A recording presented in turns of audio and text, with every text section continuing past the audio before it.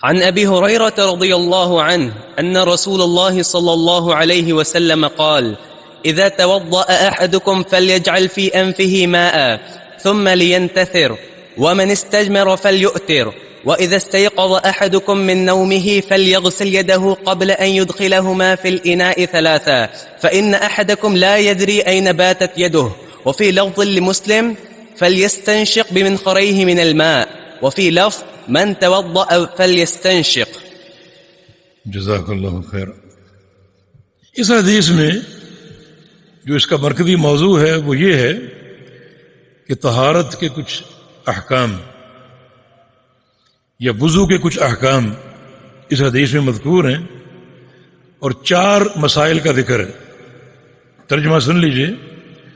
عن ابی ہریرہ رضی اللہ تعالی عنہ ان رسول اللہ صلی اللہ علیہ وسلم قال. ابو ہریرہ رضی اللہ عنہ سے مروی ہے کہ رسول اللہ صلی اللہ علیہ وسلم نے ارشاد فرمایا: اذا توضأ احدکم فلیجعل فی انفہ ماء. جب تم میں سے کوئی شخص وضو کرے تو اپنے ناک میں بھی پانی ڈالے. ثم لینتثر، پھر ناک کو اچھی طرح جھاڑے. یہ ایک مسئلہ. دوسرا: ومن استجمر فلیوتر. ومن استجمر فلیوتر. یہ فلیوتر نہیں، فلیوتر واو کی جزم کے ساتھ، حمزے کے بغیر.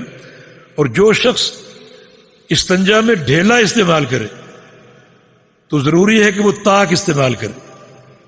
دوسرا مسئلہ یہ، اس طرف ہم آتے ہیں. اور تیسرا فرمایا کہ وَإِذَا اسْتَيْقَظَ أَحَدُكُم مِّن نَّوْمِهِ فَلْيَغْسِلْ يَدَيْهِ قَبْلَ أَن يُدْخِلَهُمَا فِي الْإِنَاءِ ثَلَاثًا. اور جو شخص اپنی نیند سے بیدار ہو، اب وہ وضو کرنا چاہتا ہے، تو فرمایا کہ فَلْيَغْسِلْ يَدَيْهِ، اپنے ہاتھوں کو دھو لے، قبل ان يدخلهما فی الاناء، ان ہاتھوں کو برتن میں داخل کرنے سے پہلے. اور دھوئے بھی 3 بار، ہاتھوں کو باہر دھو لے، ان ہاتھوں کو برتن میں داخل نہ کرے جس برتن میں آپ کے وضو کا پانی ہے. فإن أحدكم لا يدري أين باتت يده، اس لیے کہ آپ نہیں جانتے کہ آپ کے ہاتھ نے رات کہاں گزاری اور آپ کا ہاتھ کس کس چیز سے مس ہوا، آپ کو اس کا علم نہیں. لہذا صبح آپ اٹھیں تو آپ برتن میں ہاتھ داخل کرنے سے پہلے ہاتھوں کو 3 بار دھو لیں. وفی لفظ مسلم، صحیح مسلم میں یہ الفاظ ہیں: فَلْيَسْتَنشِقْ بِمِنْخَرَيْهِ مِنَ الْمَاءِ. اپنی جو ناک کے یہ دونوں سوراخ ہیں ان سے پانی کھینچے، پانی اندر کو کھینچے، ناک میں پانی ڈالے اور ناک کی سانس کے ذریعے پانی کو اندر کھینچے. وفی لفظ من توضأ فلیستنشق. اور ایک حدیث میں یہ الفاظ بھی ہیں جو کہ بخاری میں ہیں کہ جو شخص وضو کرے وہ پانی اپنے ناک میں کھینچے. یہ 4 مسائل ہیں. پہلا مسئلہ: اذا توضأ احدکم فلیجعل فی انفہ ماء، اپنے ناک میں پانی ڈالے. ثم ینتثر، پھر ناک کو جھاڑے. یہاں 2 الفاظ ہیں، ایک استنثار اور ایک استنشاق. استنثار کا معنی ناک کو جھاڑنا اور استنشاق کا معنی پانی ناک میں داخل کرنا. یہ پانی ناک میں داخل کرے، اس کو اوپر کو کھینچے، یہ استنشاق ہے. پھر اس کو اچھی طرح جھاڑے باہر کو، یہ استنثار ہے. یہ دونوں چیزیں، استنشاق اور استنثار، ان کا حکم کیا ہے؟ ان کا حکم یہ ہے کہ دونوں واجب ہیں. یہ دونوں واجب ہیں کیونکہ رسول اللہ صلی اللہ علیہ وسلم نے امر کے صیغے سے حکم دیا، اور صیغہ امر وجوب کے لیے، صیغہ امر وجوب کے لیے، واجب. اس کا اصل معنی وجوب ہے. اللہ کو قرینہ ہو جو اس کو وجوب سے پھیر دے، لیکن یہاں ایسا کوئی قرینہ نہیں. جو کچھ لوگ کہتے ہیں کہ قرآن میں 4 چیزوں کا ذکر ہے، بس وہ فرض ہے، باقی تمام چیزیں مستحب ہیں. نہیں، یہ بھی بصیغہ امر، یہ فرض ہے. پھر قرآن نے چہرہ دھونا فرض قرار دیا ہے نا، تو ناک چہرے میں داخل ہے.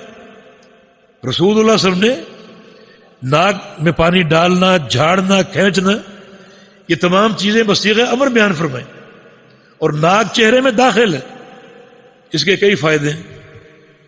سب سے بڑا فائدہ یہ کہ رسول اللہ صلی اللہ علیہ وسلم کا فرمان ہے کہ فَإِنَّ الشَّيْطَانَ يَبِيتُ فِي خَيْشُومَتِهِ. شیطان جو ہے وہ انسان کی جو ناک کی یہ اوپر کی جڑ ہے یہاں رات گزارتا ہے, اس جگہ پر یہاں رات گزارتا ہے. اور اگر آپ ناک جھاڑے بغیر چھوڑ دیں تو اس کے اثرات باقی رہیں گے.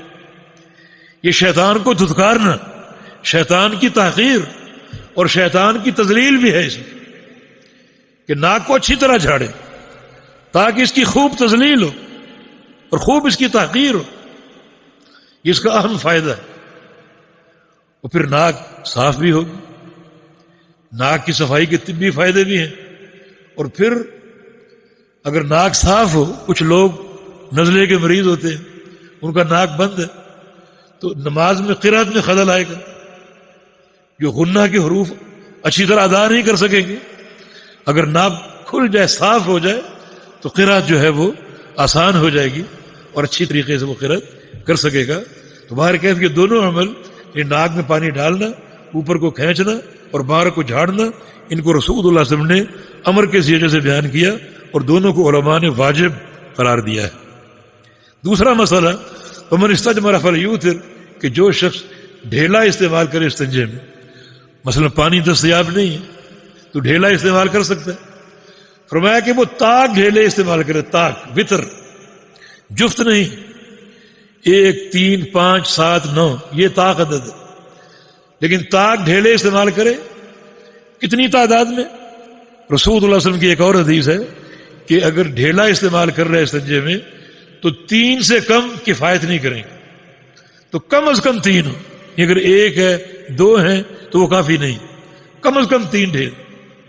اور اگر 3 ڈھیلوں سے کفایت نہیں ہو سکی تو چوتھا استعمال کرے.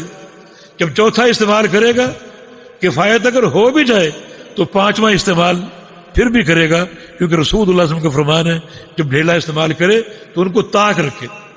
اگر 4 ڈھیلوں میں کفایت ہو رہی ہے اور طہارت حاصل ہو رہی ہے تو 5واں بھی استعمال کرے اللہ کے پیغمبر کی حدیث پر عمل کرنے کے لیے, کیونکہ رسول اللہ صلی اللہ علیہ وسلم نے فرمایا جب ڈھیلا استعمال کرے تو ان کو تاک رکھے اور ڈھیلا ہی استعمال ہو, یعنی کوئی اور چیز ڈھیلے کی قائم مقام نہیں ہے, ڈھیلا ہی استعمال ہوگا. یا پھر آج ایسی بات چیزیں ایجاد ہو چکی ہیں جن میں امتصاص کی طاقت, جو جذب کر سکتی ہیں پانی کو یا رطوبت کو, جیسے ٹیشو پیپر ہیں, تو یہ کفایت کر سکتے ہیں. لیکن تعداد کے تعلق سے وہی تعداد اپنانی ہوگی جو رسول اللہ صلی اللہ علیہ وسلم نے بیان فرما دی. 3 سے کم پر اکتفا کرنا جائز نہیں ہے, اور 3 سے زیادہ اگر استعمال کرنا پڑے تو تاک عدد کرے گا. اگر 4 کی ہیں تو 5واں بھی کرے, 6 کی ہیں تو 7واں بھی کرے. ڈھیلا اگر استعمال کیا ہے تو پانی استعمال کرنے کی ضرورت نہیں, ڈھیلا کافی. لیکن ایک شخص اگر زیادہ طہارت چاہتا ہے وہ ڈھیلا استعمال کر کے پانی بھی استعمال کرتا ہے, یہ اس کے لیے افضل. نبی علیہ السلام کی حدیث موجود ہے, آپ نے ایک دفعہ اہل قباء کو بلایا کہ اللہ تعالیٰ تمہاری بڑی تعریف کرتے, آخر کس بنا پر, تم کیا عمل کرتے ہو, اور خاص طور پر تمہاری نظافت کی, صفائی کی اور طہارت کی, تم کیا کرتے ہو؟ انہوں نے کہا کہ ان نطبع الحجارۃ الماء, ہم استنجا میں ڈھیلا بھی استعمال کرتے ہیں اور پانی بھی استعمال کرتے ہیں. تو اگر دونوں چیزیں استعمال کریں تو یہ تطہیر کے لیے زیادہ بہتر ہے, افضل ہے, اور اللہ تعالیٰ کی زیادہ محبت اور حصول اجر کا باعث ہوگا. ایک حدیث میں رسول اللہ صلی اللہ علیہ وسلم نے الروث والعظم, جانور کا گوبر اور ہڈیاں, ان کے استعمال سے روکا. اور اس کی 2 وجوہات ہیں. ایک تو گوبر ناپاک ہے, ناپاک چیز کیا پاک کرے گا, اور ہڈی جو ہے اس میں جذب کی صلاحیت نہیں, وہ کیسے پاک کرے گا. دوسری 2 وجہ ہیں. جنوں کا ایک وفد رسول اللہ صلی اللہ علیہ وسلم کے پاس آیا تھا اور آ کر شکایت کی تھی کہ آپ کے ساتھی ہماری غذا خراب کر دیتے. حدیث میں یہ بات موجود ہے, انسان جو کھانا کھاتا ہے, جو گوشت کھاتا ہے, اگر اللہ کا نام لے کر کھائے گا اور وہ ہڈی پھینک دے گا تو اللہ تعالیٰ جنوں کے لیے اس ہڈی پر گوشت چڑھا دے گا. اور جو جانور گوبر کرتے ہیں وہ جنوں کے جانوروں کا چارہ بن جاتی. تو یہ دونوں چیزیں جنوں کے استعمال میں. اس سے اگر استنجا کریں گے، رسول اللہ صلی اللہ علیہ وسلم نے فرمایا کہ فَإِنَّهُ زَادُ إِخْوَانِكُم مِّنَ الْجِنِّ، یہ دونوں چیزیں تمہارے بھائیوں جنوں کا کھانا ہے، اس کو تم خراب نہ کرو. ہڈیوں سے استنجا کرو گے وہ ناپاک ہو جائیں گی، گوبر سے کرو گے نہ تم پاک ہوگے اور ان کے کھانے کو بھی تم خراب کر دو گے. اور تیسرا مسئلہ فرمایا کہ جب تم اپنی نیند سے بیدار ہو تو اپنے ہاتھوں کو دھو لو، برتن میں ڈالنے سے پہلے باہر دھو لو، جس کی شکل یہی ہے کہ پانی باہر نکالا جائے، ہاتھوں کو دھویا جائے اور 3 بار دھونے کے بعد ان ہاتھوں کو برتن میں ڈالا جائے. اور اس کی علت اللہ کے پیغمبر نے بیان فرمائی کہ تم نہیں جانتے ہاتھ نے رات کہاں گزاری. اس کا یہ معنی نہیں ہے کہ صرف رات کی نیند کا یہ مسئلہ ہے. نیند کسی وقت کی بھی، دن کی ہو رات کی ہو، اگر آپ سو چکے ہیں گہری نیند، جب آپ اٹھیں گے برتن میں ہاتھ نہیں ڈالیں گے جب تک ان ہاتھوں کو دھو نہ لیں. یہ بھی رسول اللہ علیہ وسلم کا بیان کردہ مسئلہ وجوب کے صیغے کے ساتھ ہے، امر کے صیغے کے ساتھ. اس پر بھی عمل کرنا واجب. اور چوتھا مسئلہ یہ بیان فرمایا، 3 مسئلے ہیں، یعنی استنشاق اور استنثار، یہ 2 الگ باتیں ہیں لیکن مسئلہ ایک ہی ہے. یعنی ناک میں پانی ڈالنا اور جھاڑنا، اوپر کو کھینچنا، دونوں ایک ہی مسئلے. تو اس طرح یہ حدیث مکمل ہوئی. اس میں 3 مسائل ذکر ہیں اور تینوں کی حیثیت وجوب کی ہے. جی.